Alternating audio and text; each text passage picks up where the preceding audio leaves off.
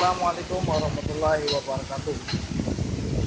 Ketemu dengan saya Hasan Jalali. Jangan lupa like, subscribe, dan jangan lupa klik loncengnya, karena subscribe itu tidak mahal dan tidak bayar, pakai gratis supaya mendapatkan informasi yang terupdate dari saya. Hari ini saya akan memberikan contoh bagaimana cara kerja proses welding yang ada di pabrik-pabrik otomotif sendiri. Ini dia cara kerjanya.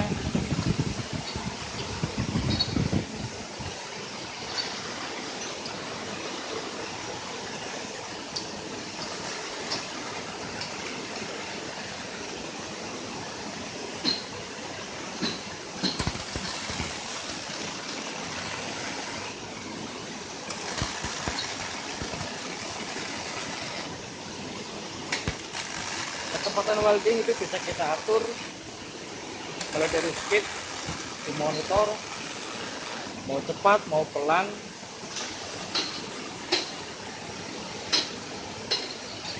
untuk mendapatkan hasil yang banyak dan hasil yang baik.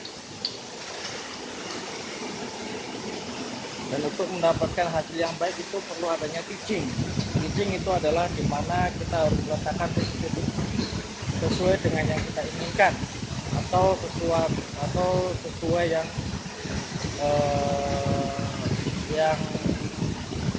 bagus.